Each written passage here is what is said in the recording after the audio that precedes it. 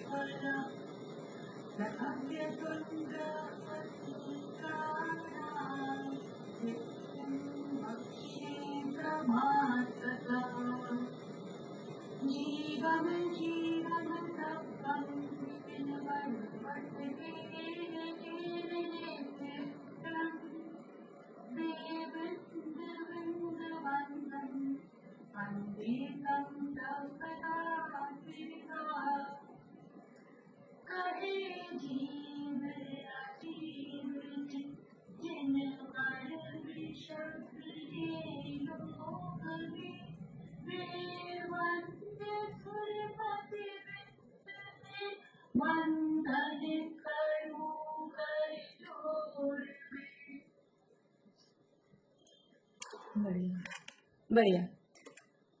आज किसका नंबर है बोलने का? सुनीता आंटी।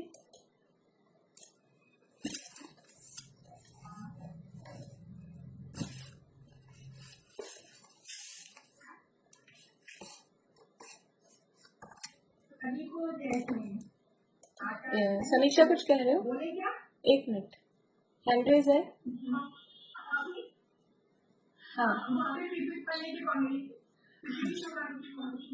हाँ हाँ हाँ हाँ सुनीता आंटी शुरू करिए। आचार्य सभी को देते हैं। आचार्य श्री देवीपंत सिद्धांत के द्वारा रचित संग्रह के प्रथम भाग में जीव अजीवन नवम विज्ञानी 27 चौथा प्रयत्न संपादन करने वाला प्रथम अधिकार है। द्वितीय अधिकार में स्टार्टअप दोनों पदार्थों का वर्णन है। तीसरे अधिकार में मोक्ष मार्ग की मुख्यता के वर्णन है। आचार्य श्री ब्रह्मदेव इन शाखाओं का शाखाओं की टीका का वर्णन 58 गाथाओं में इन अधिकारों में किया गया है। अब दूसरे अधिकार में किसी गाथा जो बंध के प्रकार है उसके कारण बताए गए हैं। प्रकृति अनुभाव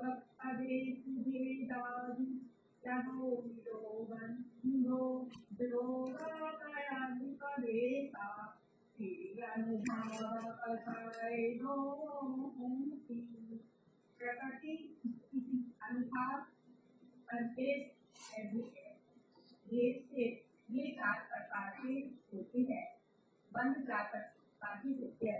योग से प्रकृति का देश बंद होता है और इसके अनुभाव बंद होता है। अब आगे इनका खुलासा करते हैं। प्रकृति बंद कर्म के स्वभाव को प्रकृति कहती है। जैसे नींबू का स्वभाव खट्टापन है और गन्ने का स्वभाव मीठा है, वैसे ही समस्त कर्मों का अपना अपना स्वभाव होता है। जैसे ज्ञानावरण का स्वभाव ज्ञान को पूरी तरह से प्रकट नहीं होने देता, उसी प्रकार दर्शनावरण का स्वभाव दर्शन को प्रकट नहीं होने देता।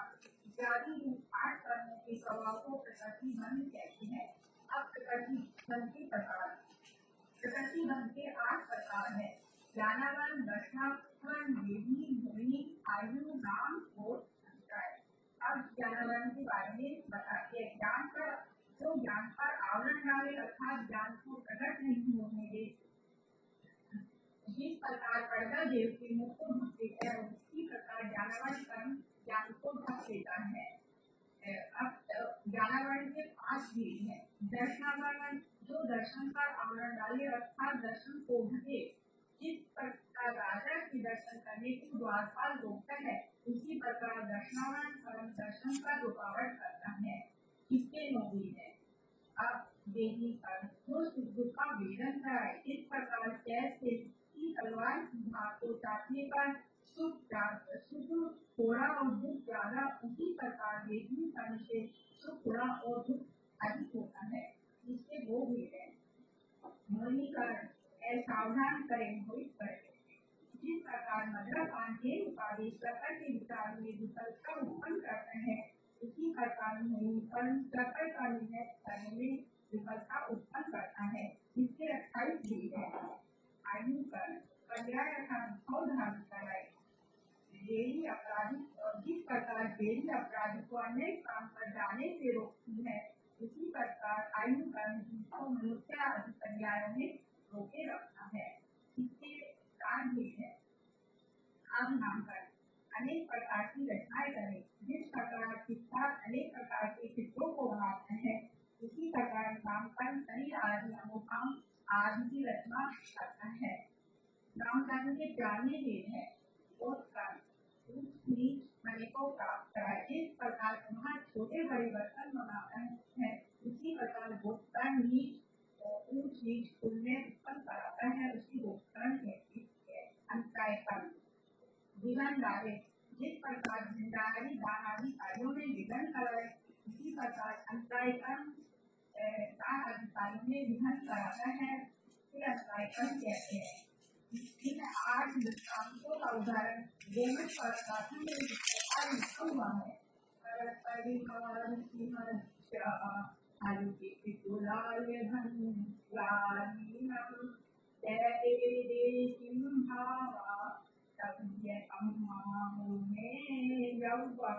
अर्थात जानवर के देव के मुख को ढकता है और दूसरा द्वारपाल और तीसरा है कैलवते की तलवार है, पांचवा है 5 का घोड़ा, छठा है चित्ता और 7वां कुंभ और 8वां भंडारी। 8 दृष्टांतों को उदाहरण गोमंतक में लिखा गया है। अब हम स्थिति बंध के बारे में देखते हैं। स्थिति बंध काल की मर्यादा को स्थिति बंध कहते हैं। बकरी गाय भैंस कानून के लिए जिस प्रकार जो कह रहा है अपने मधुव्रत में रहने की काल मर्यादा उसे स्थिति कहते हैं। इसी प्रकार जीव के प्रदेशों में जितने काल तक कार्य संबंध रूप से स्थिति है, उतने काल को स्थिति बंध कहते हैं। अब हम कर्मों की स्थिति उत्कर्ष और जलने स्थिति को देखते हैं। ज्ञानावान दर्शनावान देवी और अंतराय की उत्कृष्ट थोड़ा को भी कागर है, मोहिनी काल की चीजें गोड़ी कागर है, आयु कर्म की चीज कागर है, ये और नामकरण और गोकर्ण की थोड़ा को भी कागर है। अब जगन में स्थिति दिखती है।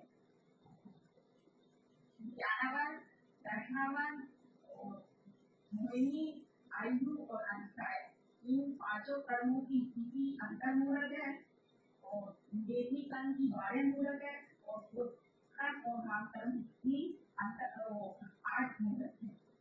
अब अनुभाग बल के बारे में बताते हैं। कर्मों के फल देने की को अनुभाग बल कहते हैं। जिस प्रकार गाय बकरी के दूध में से रस संबंधी शक्ति विशेष दिखा सकती है, उसी प्रकार कर्मों में शुद्ध देने की शक्ति अनुभाग बल कहते हैं। घातक कर्मों का अनुभाग बल जगन्य से उत्कृष्ट क्रम से लता से दारू में और दारू से अस्थि में, अस्थि से पैर में अधिक कठोरता पाई जाती है। उसी प्रकार कर्मों के फल देने की शक्ति में कठोरता अधिक पाई जाती है। आघातक कर्मों का अनुभाग तटस्थ कर्मों का अनुभाग जैसे दूसरे खाने और अन्न से शर्करा में और शक्कर से अमृत में ज्यादा मीठा होता है। उसी प्रकार में अनुभाग बढ़ता जाता है, वह संसारिक सुख के कारण है। अप्रत्यक्ष का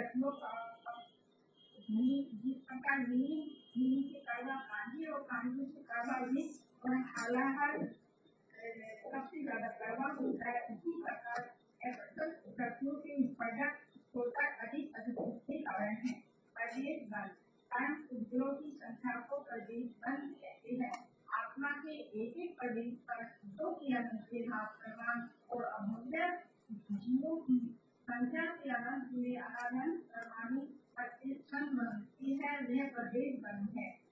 जैसे कर्ण उद्योग 8 प्रदेशों के साथ तथे संबंधों वो प्रत्येक बंध है। अब बंध के कारण मिथ्या दर्शन अवृत्ति अर्थात बताए इस तरह को बताए ने क्यों अर्जित किया है। तो ये दो परमात्मा भावना के प्रतिबंधक सौदादी बताए के जैसे अनुवाद वो दफे दो काम तक कहता है। योग के निश्चय से निष्क्रिय ऐसे प्रार्थना के प्रतीकों के व्यवहार परिस्पंदन का कारण से होते हैं तो कैसे नुकसान तक रहता है। अब इससे शंका करता है कि आंकड़ों बंद के हुए हैं सात अवृत्ति आदि के कारण समान है तो आंकड़ा और बंद में क्या अंतर है। तो जिनकी समाधान करते हैं प्रथम चरण में जो कर्म स्कंदों का आगमन है वह तो आंकड़ों है। आंकड़ों के बाद उन कर्म स्कंदों का जीव के प्रदेशों के साथ रहना यह बंद कहलाता है।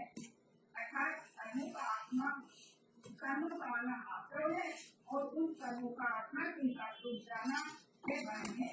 अब दूसरा दूसरी शंका करता है कि कर्म स्कंदों के आने आंकड़ा उनके बनने बंद क्या वास्तव में समय है। समाधान वास्तव में जिस समय कर्म स्कंद आते हैं उसी समय बंद है। निश्चय से तो समय भी नहीं है। निश्चय से दोनों में समय भी नहीं है परंतु व्यवहार से काल भी था है। वास्तव में तो जिस समय असर हुआ वही समय बंद काल भी है। अब कथा बताते हैं कि जो होता है प्रकृति प्रदेश के अनुसार ये चार बंद होते हैं। इसलिए बंद का नाश करने के लिए योग और कथाएं का त्याग करके स्वयं की शुद्ध आत्मा में एकाग्र भावना करना चाहिए कि नहीं मन में मोक्ष राज्य भाव की वृद्धि है। आत्मा का आनंद उसकी वस्तु है उसकी चिंता करना उसका ध्यान करना उसमें लीन होना या चिंता करना यह योग और कथाएं के नाश करने का उपाय है। अन्य कोई उपाय नहीं है। अन्य के देखिए कथाएं का त्याग करके आत्मा में लीन होना चाहिए लेकिन वास्तव में तो जब आत्मा का विकास ज्ञान नम्रता होती है तब तो कथाएं अपने आप फैल जाती है। इस प्रकार में की कथा के द्वारा जितने समाप्त हुआ हम भी अपनी शुद्ध आनंद में आत्मा का विकास ज्ञान करके अपने लीन हो जाए इसी भावना के साथ मैं ध्यान देती हूँ सभी को दे। बढ़िया, बहुत अच्छा, बहुत बढ़िया आपने विषय प्रस्तुत किया। और जिन्होंने पीपीटी बनाई, प्रीति ने बनाई कि समीक्षा ने बनाई पता नहीं, लेकिन जिन्होंने बनाई समीक्षा ने, किसने बनाई? बंद हो गई आपकी आवाज। अच्छा, बढ़िया है, बहुत बढ़िया। समीक्षा को भी धन्यवाद और दिखाने के लिए भी अच्छा है, बढ़िया। उस दिन जो वो मीनूदी वाली, हाँ मीनूदी आप कुछ बोल रहे हैं, बोलिए। मैं भी वही कह रही थी कि वो किसी लोग पूछ रही थी ना उससे क्या मैंने बोला था नींबू को निचोड़ेंगे पानी में पानी में नींबू निचोड़ेंगे तो वो पानी के साथ उसका इलेक्ट्रिक अनमोल करे। हाँ, वो क्या है कि एक्चुअल में बात तो वही है, हम दूध पानी की तरह ऐसे कहते हैं ना, जल पै जो जिए तन, शरीर के लिए दिया था ना आपने उदाहरण, शरीर के लिए दिया। हाँ, एक क्षेत्र उगारू, तो वो जल पे जो जियतन मेला वो देते हैं आज तक दूध और पानी का। वो नींबू का सुन के थोड़ा सा अलग लगता है क्योंकि वो रेगुलर उदाहरण वही चलता है ना, पर बात वही है। आपकी बंद हो गई है आवाज। रेगुलर वो दूध और पानी मिलते हैं, वही वाला उदाहरण चलता है। मतलब ये है, जो भी उदाहरण अपन लें, नमक और पानी भी लिया तो वो अभी घुले हुए दिख रहे हैं। चीनी और पानी लिया तो अभी घुले हुए दिख रहे हैं, एक क्षेत्रावगाह रूप हो रहे हैं। लेकिन जब हम जैसे गैस पे चढ़ाएंगे तो जैसे दूध और पानी एक दिख रहे हैं, लेकिन या तो उसमें नींबू डाल दो तो, या उसको हटाने चढ़ाओ तो वो पानी अलग हो जाता है और वो प्योर दूध है वो रह जाता है। वैसे ही चीनी मिले हुए पानी को या नींबू मिले हुए पानी को या नमक मिले हुए पानी को भी गैस पे चढ़ाएंगे तो वो पानी उड़ जाएगा और वो रह जाएगा जो भी पदार्थ उसमें मिला हुआ है। तो वो ठीक है, लेकिन वो थोड़ी मतलब वो सुनी भी नहीं थी ना बात, तो वो थोड़ी सी डिफरेंट लग रही थी। बाकी वो बात ठीक है, पर आपने ये एक बात ये भी कही थी कि वो रस्सी से रस्सी बनती है, वैसा बंधन नहीं है।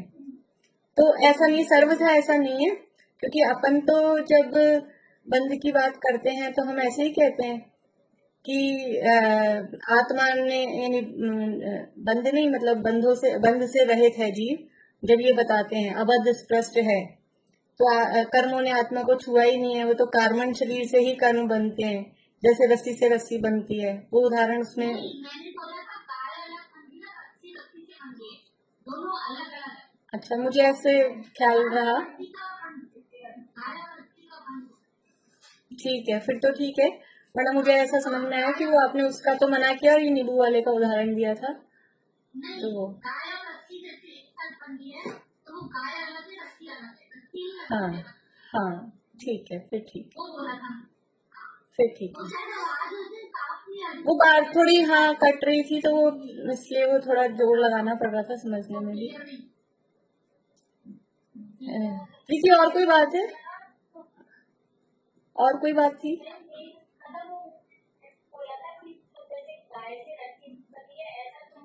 हाँ, मुझे भी यही समझ में आया है कि ऐसा बोला था आपने कि ऐसा संबंध नहीं है, मुझे भी वही ख्याल था। हाँ, तो आपने खैर कोई बात नहीं, पर आपका कंसेप्ट वो क्लियर होना चाहिए कि ऐसा नहीं है, वो रस्सी से रस्सी बंधी है, वो वाली बात भी अपनी जगह है, और वो दूध पानी की जैसा या दूध में नींबू मिल गया वैसा संबंध है, वो भी अलग तरह की बात। मेरे को पूछना था वो मैंने निक्षेप और हाँ, गाय में थोड़ा सा। ठीक है, अभी देखते हैं, 1 मिनट। भारती आंटी, आप बोलिए, आप क्या पूछ रहे हैं?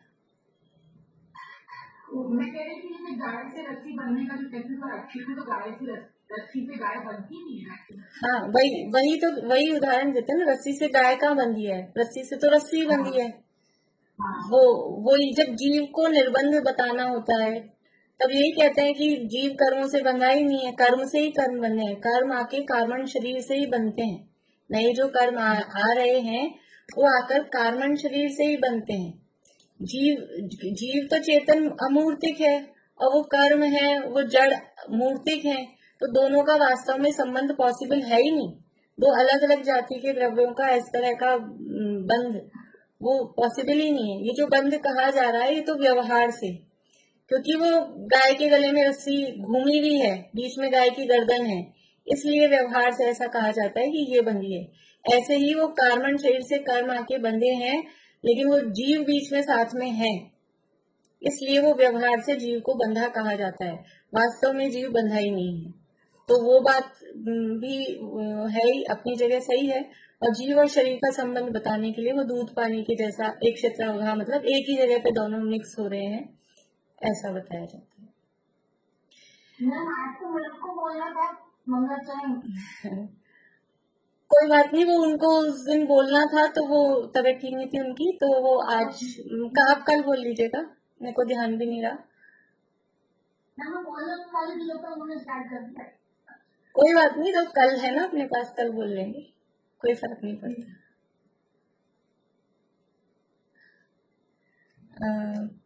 प्रमाण न्याय निक्षेप का अभी देखते हैं अपन, कोई विषय आता है तो, नहीं तो वो तो कार सूत्र का विषय है एक्चुअल में। और अभी इसमें अपना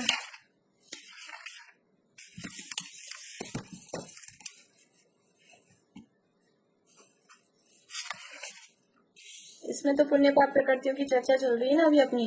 वर्षा भाभी, प्रमाण न्याय निक्षेप का तत्वार सूत्री क्लास में ले लूंगी विषय, क्योंकि यहाँ कोई प्रकरण ही नहीं है, अभी बीच में अलग सा प्रकरण आ जाएगा, तो वहां लेंगे फिर।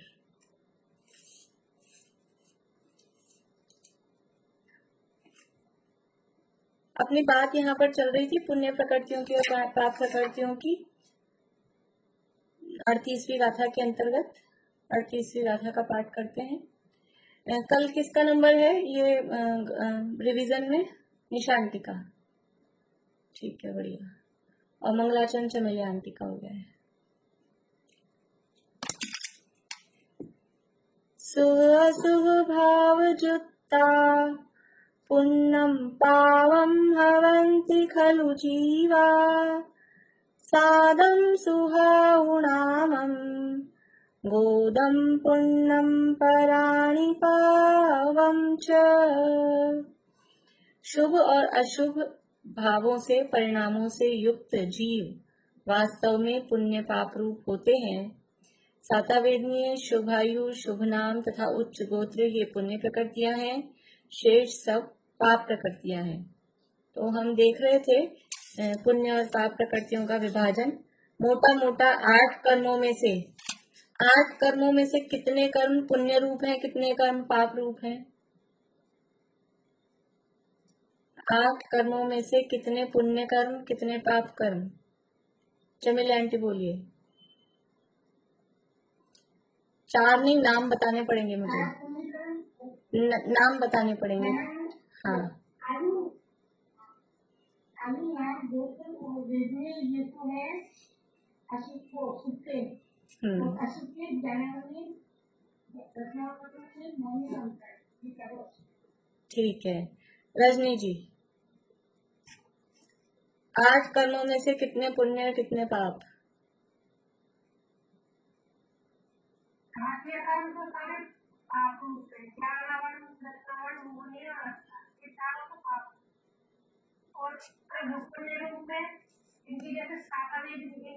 नहीं, भेद नहीं करना आपको, भेद नहीं करना। 8 में से नाम बताने हैं।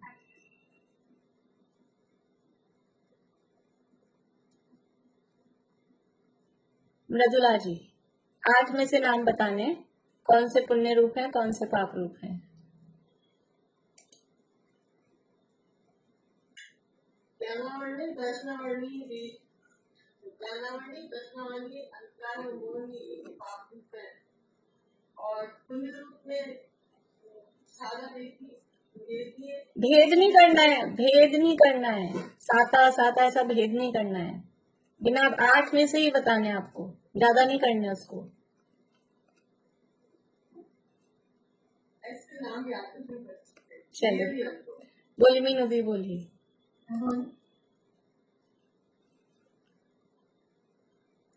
जो घातिया कर्म है वो तो चारों पाप है, और घातिया कर्म पाप रूपी है और पुण्य रूपी है। ठीक है, हामिदा भाभी बोलिए।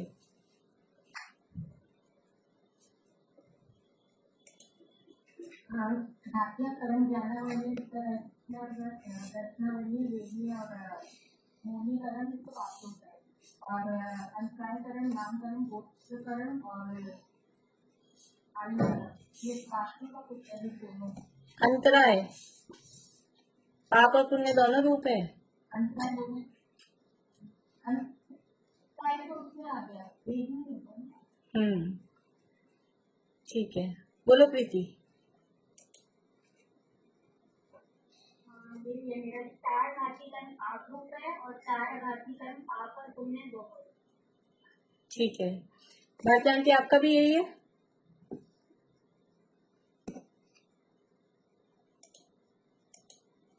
मैं ये बोल रही थी, ऐसे बोल सकते हैं कि घातिया कर्म तो है चारों, लेकिन उसमें जो जिसका सबसे रोल जिसका मोहनी लिखा है, तो जो भी पाप का बंद होगा वो जितना मोहनी है, जितना प्रशस्त है उसका पाप का बंद होगा, ऐसे क्या?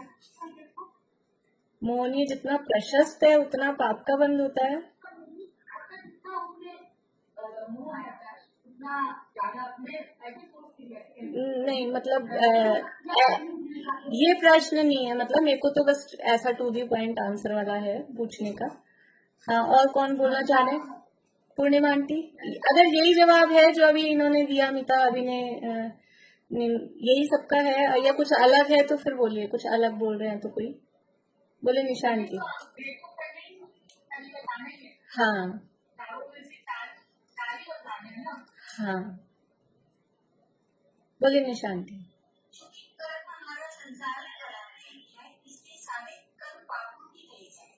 बढ़िया बढ़िया। देखो, 8 कर्मों में से कर्म सारे पाप ही हैं, पुण्य भी पाप है। पाप किसे कहते हैं? जो संसार में रुलाए घुमाए पतित करे, उसका नाम पाप है। तो 8 ही कर्म वास्तव में तो पाप ही हैं। वास्तव में देखा जाए तो कोई भी कर्म कौन सा शुभ है? कर्म कोई सा भी शुभ होता ही नहीं। कर्म नाम की चीज ही अशुभ है। ये कर्मों का संयोग हमारे साथ में लगाए तो अच्छी बात है, शुभ है, अच्छा काम है। जैसे शुभ विवाह लिखते हैं, तो क्या विवाह शुभ होता है? लेकिन क्या करें, वो उसको शुभ का झोला उड़ा देते हैं। ये काम शुभ काम हम किसे कहते हैं? हमने भी प्रशस्त पढ़ा ना, देव पूजा का काम है, गुरु उपासना, स्वाध्याय, संयम, तप, पूजा, दान, भक्ति, ये काम होते हैं शुभ काम। और विवाह में क्या होता है? तो काम तो अशुभ है, लेकिन उसको शुभ का चोला उड़ाया जाता है। वो इस अपेक्षा से शुभ है कि अब हमारी जो भी 5 पापों की प्रवृत्ति है, मुख्य रूप से ब्रह्मचर्य से यानी कुशील सेवन से संबंधित जो बात है, वो अब लिमिटेड हो गई है। इस अपेक्षा से वो शुभ है, अदरवाइज उसमें क्या शुभ है? ऐसे ही ये जो पाप है, कर्म है ना, ये कर्म सारे के सारे पाप ही है, अशुभ ही है। लेकिन फिर ये कुछ जो 4 कर्म है, आघातिया कर्म, उसमें कुछ को पुण्य कुछ को पाप, ऐसा क्यों कहा? कि वे थोड़ा सा डिफरेंस दिखाने के लिए ये ऐसा कहा गया है, अलग, थोड़ा इनका फल अलग अलग सा दिखता है, इसलिए। वास्तव में 8 कर्म ही पाप ही है, कर्म अपने आप में पाप ही है वास्तव में। पाप किसे कहते हैं? आपका क्वेश्चन यही था ना कि इसमें से कौन सी बात दूसरा पुण्य मुक्त है, उस अपेक्षा से तो डिफरेंशिएट करने का है। नहीं तो मैंने ये थोड़ी ना कहा था जबरदस्ती कि आपको पुण्य बतानी ही पड़ेंगी, वे सारे आप कह दो सारी पाप है, 8 पाप है। मैंने वो आपकी अपेक्षा सही थी, वो गलती बात नहीं है। मैं तो आपकी अपेक्षा ठीक थी, अपेक्षाकृत कथन है, इसलिए मैं कह रही हूँ निश्चय से देखा जाएगा, वास्तव में देखा जाएगा तो सारे कर्म नाम ही पाप है। लेकिन फिर उसमें ऐसा विभाजन, वो उसके फल देने की अपेक्षा है, जीव को कैसा वो फील होता है, उस अपेक्षा से पुण्य पाप का विभाजन किया जाता है। तो अब अपन ऐसे देखें, 8 कर्मों में मोटा, तो 8 कर्मों में से 8 तो पाप रूप हैं, या आधा आधा निकालो ना, यूं आधे आधे निकालो, 4 में से आधे आधे, तो 2 आधा आधा आधा आधा ऐसे करो पार्टीशन, तो पुण्य की यानी कितना कम हिस्सा आता है। सारे कर्म वास्तव में पाप रूप ही हैं। प्रकृतियों में अलग अलग अपन देखते हैं तो थोड़ा अपने को ज्यादा दिखती है, 68 है, लेकिन वास्तव में कर्म नाम ही पाप है। यहाँ अपन प्रकृतियों का विभाजन देख रहे थे ना, इनमें तो हो गया था अपना सातावेदनीय, आयु और गोत्र में नाम कर्म की प्रकृतियों का विभाजन अपना यहाँ पर चल रहा था। तो अपन ने गति, जाति, शरीर, अंगोपांग, निर्माण, बंधन, संघात, संस्थान, सहनन, यहाँ तक का हो गया था, है ना? सहनन भी हो गए थे। अब है स्पर्श, स्पर्श आदि 4। स्पर्श आदि 4 कैसी हैं? बोलिए भाई, सुनीता आंटी शुरू करिए। ये दोनों ही आएगी, पुण्य रूप भी आएगी, पाप रूप भी आएगी। पुण्य रूप भी है और पाप रूप भी है। इसकी बंध विक्षिप्ति कहाँ है?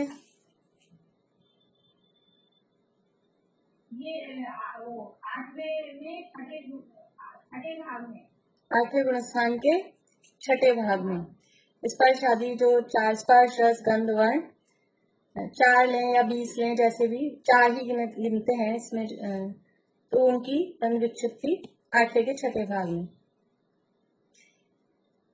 अब है सूत्र, स्पर्श, रस, गंध, वर्ण, आनुपूर्वी। आनुपूर्वी की पुण्य है कि पाप है? आनुपूर्वी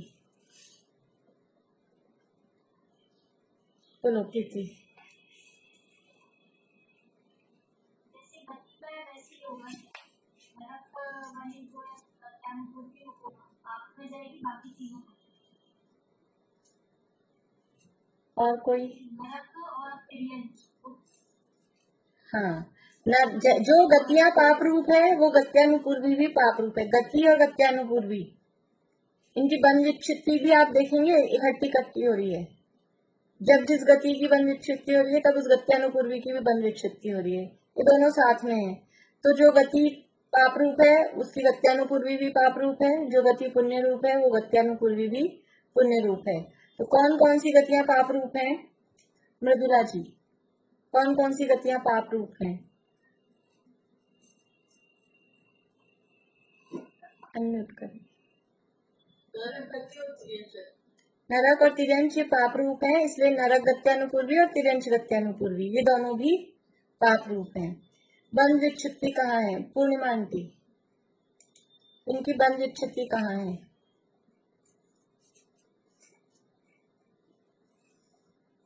आपकी आवाज नहीं आ रही आज आंटी।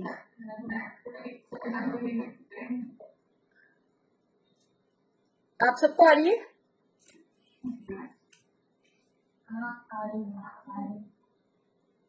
मुझे तो नहीं आ रही। आ रही है और किसी को नहीं आ रही? आंटी आपकी आवाज नहीं आ रही।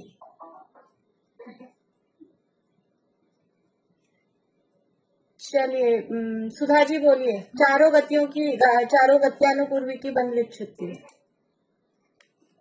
नरक तो पहले हिंदुस्तान में है और तेज की दूसरे हिंदुस्तान में है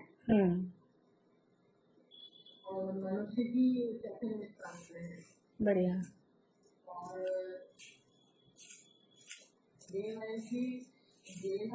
देवायु नहीं, आयु नहीं पूछ रही हूँ। हाँ,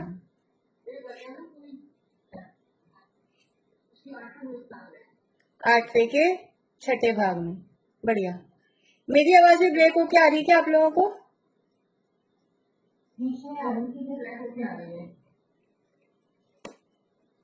पता नहीं, मुझे तो सबकी आवाज ब्रेक होके आ रही है, तो मेरा ही नेट स्लो है क्या?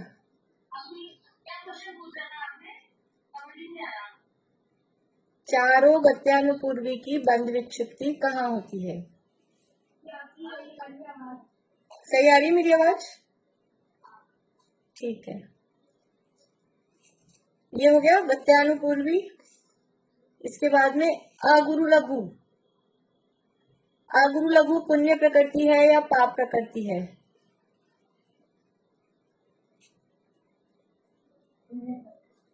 पुण्य प्रकृति। ठीक है, अगुरु लघु पुण्य है। और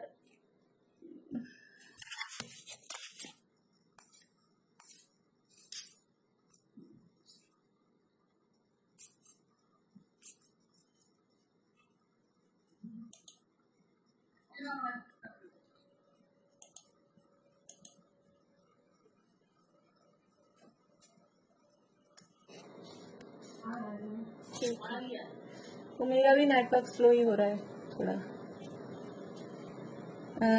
ये 4 कर्म लेते हैं अपन, 4 इकट्ठे लेते हैं। अगुरु लघु, उपघात, परघात, 3 लेते हैं। अगुरु लघु, उपघात और परघात। ठीक है, अगुरु लघु, उपघात और परघात। हाँ, अगुरु लघु का हो गया पुण्य है। अब उपघात और परघात ये कैसी हैं रेखा भाभी?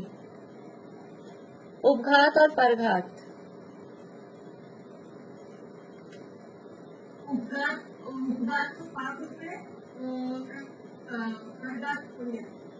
ठीक है, बढ़िया।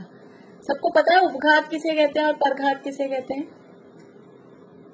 सुधा जी, चमेली आंटी, रतुला जी, पता है आप लोगों को उपघात और परघात प्रकृति का क्या काम है? हाँ या ना? ऐसे हाँ या ना ऐसे जवाब नहीं पूछ रही मैं, आपको आता है या नहीं आता है ऐसे बोलिए। आता है? ठीक है। उपघात का मतलब है कि इस तरह के अंगोपांग जिससे अपने खुद को ही नुकसान हो जाए, खुद के नाखूनों से खुद को लग जाए, वो प्रकृति होती है उपघात। और अपने शरीर के अंगों से दूसरे को लगे, दूसरे का घात हो, वो कहलाती है परघात। तो अपने अंगों से अपने लग जाए, ये पुण्य का उदय कि पाप का उदय? ये पाप का उदय से उपघात प्रकृति पाप रूप है। और अपने अंग से दूसरे के लगे, अब बोलने में अच्छा नहीं लगता, अच्छी बात भी नहीं है, लेकिन उदय पुण्य का है। वो परघात प्रकृति पुण्य प्रकृति है। तो ये 3 ली थी अपन ने, अगुरु लघु, उपघात और परघात। तो अगुरु लघु पुण्य, उपघात पाप, परघात पुण्य, इनकी बंध विच्छित्ति। हाँ बोलिए। अपना पुण्य का उदय है। अब वो इसलिए देखिए, इसलिए हम किसी को मारना चाहते हैं तो उसमें उसके लग जाए, वो काम हमारा संपन्न हो जाए, जो हमारे को भाव आया, वो पुण्य के उदय से होगा कि पाप के उदय से? हम जो चाह रहे हैं, हम चाह रहे हैं किसी को नुकसान हो, तो वो कब होगा? वो काम पुण्य का उदय होने पर ही होगा ना। इस अपेक्षा से उससे बंद कौन सा हो रहा है वो मैटर नहीं, अभी उदय बता रहे हैं। अब उससे बंद होगा बाद में जो जैसा भी इंटेंशनली मार रहा है तो वो कैसा बंद होगा, गलती से लग गई है वो कैसा बंद होगा, वो चीज अलग है। लेकिन अपन जो चाह रहे हैं, हम किसी को दूसरे का नुकसान, ऐसा बोलते हैं ना, दूसरे पर कीचड़ उछालने से पहले या दूसरे पर अंगारा डालने से पहले, वो तो उसका तो पाप का उदय होगा तब उस पर वो होगा, दूसरा तो तब जलेगा, लेकिन खुद पहले ही जल रहा है, ऐसा कह रहे हैं। तो हम दूसरे को मारना चाह रहे हैं तो उसके लगेगी या नहीं लगेगी ये तो मैटर अलग है।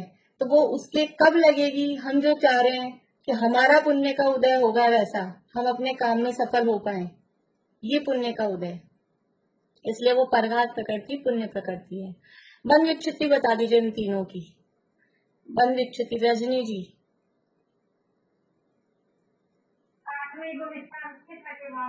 आठवें के छठे भाग में तीनों की, अगु लघु उपघात परघात।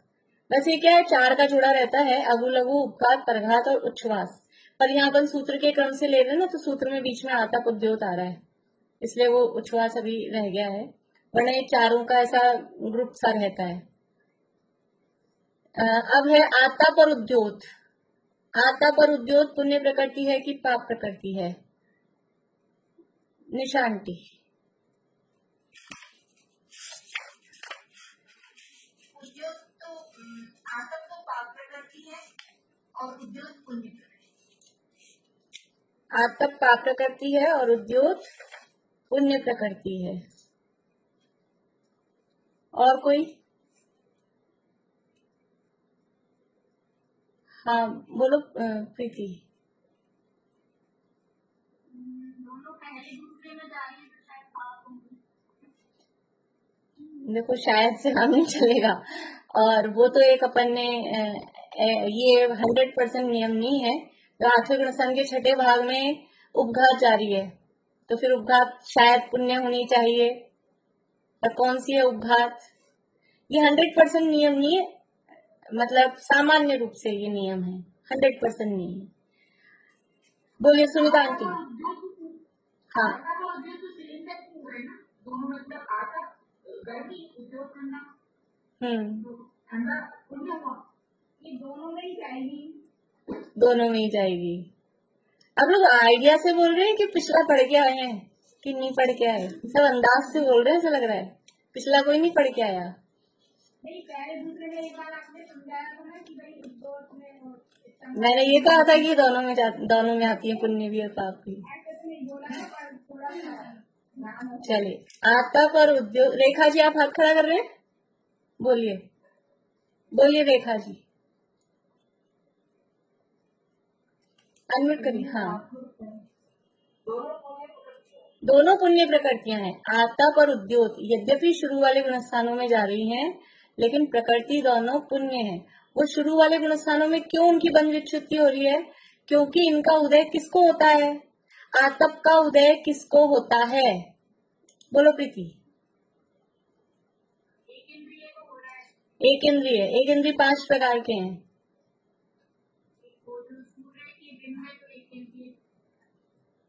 तो वही तो 5 प्रकार में से बताना है कौन सा एक इंद्रिय है। पृथ्वी का एक। आतप का उदय एक इंद्रियों में केवल। पूर्णिमा आंटी आज आपकी आवाज बिल्कुल नहीं आ रही, आप या तो चेक करा लीजिए या फिर एक बार लीव करके वापस ज्वाइन करिए, नहीं तो फिर सुनते रहिए, आवाज नहीं आ रही आपकी। या तो श्रुति को दिखा लीजिए वो हो तो। अब बोलिए आ रही है क्या? आई तो है लेकिन आवाज मतलब आपका या तो नेट स्लो नहीं आ पा रही है, अच्छे से नहीं आ पा रही है। आतप का उदय सूर्य बिंब में स्थित जो पृथ्वी का एक जीव है केवल उनके होता है, और दुनिया में दूसरे पृथ्वी का एक है उनके भी नहीं होता है। तो आतप का उदय पृथ्वी का एक इंद्रिय के, और उद्योग का उदय। हाँ भारती आंटी कुछ पूछ रहे हैं या बोल रहे हैं?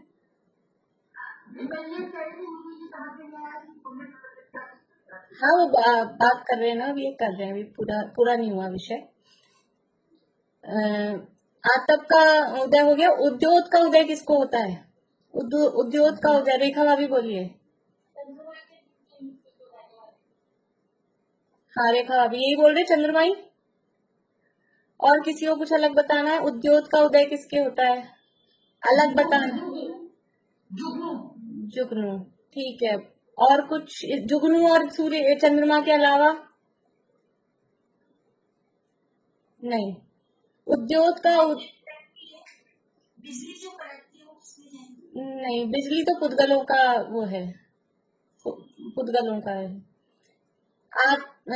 उद्योत का उदय एक इंद्रिय से पंचेंद्रिय तिर्यंचों में किसी के भी हो सकता है। अकेले चंद्रमा के बिंब वाले जीवों के नहीं, अकेले जुगनू के नहीं, तो उदाहरण दिए जाते हैं, ये तो उदाहरण है। उद्योत का उदय एक इंद्रिय से पंचेंद्रिय तिर्यंचों में, लेकिन होता किसमें? तिर्यंचों में, मनुष्यों में नहीं होगा, देवनारकियों में नहीं होगा। एक इंद्रिय से पंचेंद्रिय तिर्यंचों में उद्योत का उदय होता है। और आतप का उदय केवल एक केंद्रीय पृथ्वी का एक सूर्य बिंब में जो है जीव, उनके होता है। अब इनको पुण्य प्रकृति क्यों कहा? कि कहा है, बस है। एक तो ये कह सकते हैं अपन कि ये है, इसमें हम तर्क नहीं लगा सकते, यानी बेस्ट तो वही है। अब हम खींचतान करके कुछ भी करें उसमें, बाकी ये करना योग है, तो इनको पुण्य रूप कहा गया है। ये पुण्य प्रकृतियां हैं। आतप में ऐसा है कि बाहर से बॉडी गर्म होती है, लेकिन अंदर वो शीतल रूप होता है। बॉडी नहीं, उसकी किरणें गर्म होती है, लेकिन उसकी बॉडी शीतल है। तो ये जो चीज है वो पुण्य रूप फील कराती होगी, इसलिए उसको पुण्य प्रकृति कहा है। और उद्योग को तो पुण्य मानने में कोई दिक्कत ही नहीं है। उद्योग से क्या होता है कि कुछ लाइट जैसी निकलती शरीर में से, जैसे चंद्रमा के बिंब में से वो शीतल किरणें निकल रही हैं, जुगनू के शरीर में से वो शीतल किरणें निकलती हैं। ऐसे ही कुछ इस तरह की मछलियां भी होती हैं, कुछ पत्थर भी होते हैं ऐसे, जो जो ऐसे लाइट किरणें जैसी निकलती हैं जिन चीजों में से, इस तरह के हो सकते हैं। पंचेंद्रियों में भी जैसे जुगनू है, वो तो जुगनू कितने इंद्रिय होता है? उड़ता है जुगनू, 4 इंद्रिय हो गया है ना, जुगनू 4 इंद्रिय। और मछलियां वगैरह हैं, और भी, मतलब समझ लो अपन ज्यादा इस तरह से घूमते, वरना ये डिस्कवरी वगैरह इस तरह की चीजें देखी ना, तो उसमें पता लग जाए अलग अलग टाइप की उनकी जो वैरायटी होती है इन्हीं जीवों में। तो ज्यादातर जो पानी वाले जीव हैं उनमें भी इस तरह की चीजें हो सकती है, तो उद्योग का उदय उनके होता है। अब बंध विच्छुत्ति कहाँ है इसकी, आतप की और उद्योग की? बोलिए सरोज भाभी, बंध विच्छुत्ति याद है आपको? नहीं? रेखा जी बोलिए, रेखा जी। मोनू जैन, मैं मोनू जैन बोल दूं आपको तो कंफ्यूजन नहीं होगा। इसको रेखा बरजातिया बोल लीजिए। ठीक है, ठीक है, ठीक है, ठीक है। आतप तो पहले गुणस्थान में, बढ़िया। आतप पहले गुण स्थान में बंध विक्षिप्ति है, उद्योग के दूसरे में। अब ये क्यों है पहले दूसरे में पुण्य प्रकृति, तो 8वें तक क्यों नहीं ले गए? क्योंकि इसका उदय तिर्यंचों के ही आएगा। तो आतप का उदय तो एक इंद्रिय पृथ्वी का एक के ही आ रहा है उसकी। और समझ लो जब पहले गुण स्थान से ऊपर होगा, पहला गुण स्थान यानी मिथ्यात्व की बंध विच्छित्ति हुई, तो उसके साथ में उद्योग की भी आतप की भी बंध विच्छित्ति हो जाती है। और उद्योग की बंध विच्छित्ति तिर्यंच गति के साथ में, जब तिर्यंच गति की बंध विच्छित्ति हुई, तब जब तिर्यंच ही नहीं बनेगा तो उद्योग का उदय कहाँ से लाएगा वो? क्योंकि तिर्यंच के शरीर में ही उद्योग का उदय आएगा। इसलिए इनकी उदय बंध विच्छित्ति वो पहले और दूसरे गुण स्थानों में हो गई है। आतप उद्योग हो गया। अब उच्छ्वास, उच्छ्वास प्रकृति बोलिए, चमेली आंटी बोलिए, उच्छ्वास। 8वें के छठे भाग में बंध विच्छित्ति है। प्रकृति कैसी होनी चाहिए? पुण्य प्रकृति है। उच्छ्वास प्रकृति पुण्य प्रकृति है। जो अपर्याप्त जीव होते हैं, लब्धि अपर्याप्त, अपर्याप्त हम बोलते हैं, मतलब जिनकी आयु श्वास के 18वें भाग होती है, एक इंद्रिय से पंचेंद्रिय तक के तिर्यंच और मनुष्य सभी ये अपर्याप्त हो सकते हैं। उनमें उनके इस उच्छ्वास नाम कर्म का उदय नहीं होता, वो क्योंकि उनकी आयु कितनी है, श्वास के 18वें भाग तो आयु है, तो श्वास पूरी हो इतनी तो उनकी आयु ही नहीं है। आवाज आ रही है कि नहीं बराबर?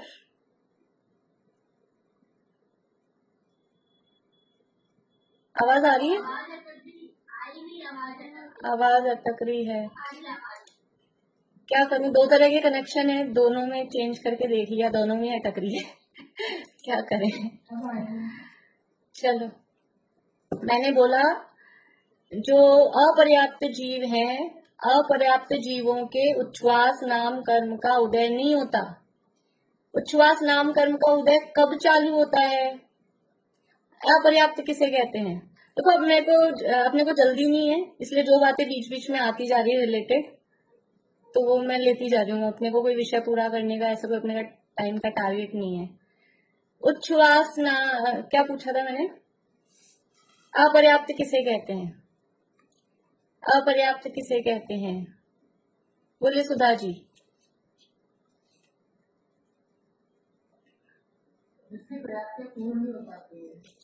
पर्याप्तियां, ठीक है आपका जवाब, लेकिन मुझे स्पेसिफाइड पर्याप्ति चाहिए। कौन सी पर्याप्ति?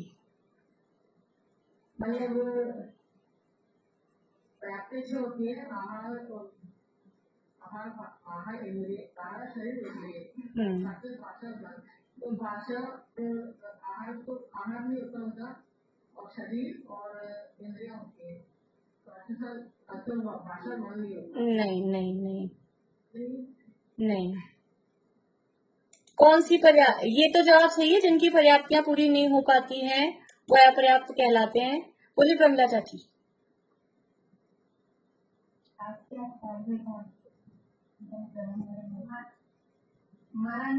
मरण के बाद और जन्म के पहले बीच की स्थिति को अपनाती है। नहीं नहीं नहीं, वो तो विग्रह गति है। विग्रह गति का टाइम है वो, मरण के बाद और जन्म के पहले, और फिर वो टाइम पूरा होते ही जन्म हो जाता है। तो यद्यपि विग्रह गति में भी अपर्याप्त ही है, लेकिन अब मतलब उसको अपर्याप्त में काउंट ऐसा करते नहीं है। अपर्याप्त कहाँ से बोलेंगे? वो जन्म हो गया, अब जन्म होने के बाद में वो पूरा हो, पर्याप्त यानी पूरा, अपर्याप्त यानी अधूरा, तो वो पूरा कब होगा? हाँ, तो वो चलिए जल्दी से बता दीजिए। प्रीति बोलो। मिनिमम 4 पर्याप्ति जब पूरी हो जाती है तब वो पर्याप्त होगा। नहीं नहीं नहीं नहीं नहीं, गलत गलत। बोलिए निशांति, बोलिए। 4 पर्याप्ति पूरी हो जाती है तो पर्याप्त हो जाता है। अपर्याप्त पूछ रही हूँ मैं। 1 मिनट रुकी निशांति। भाषा पर्याप्ति, हाँ, और भाषा पर्याप्ति, मन पर्याप्ति, ये 2 नहीं होती है अपर्याप्त। प्रीति बोलो, फिर से बोलो। नहीं, शरीर आयु इंद्रिया। आयु पर्याप्ति नहीं है। प्रीति बोलो, फिर से बोलो।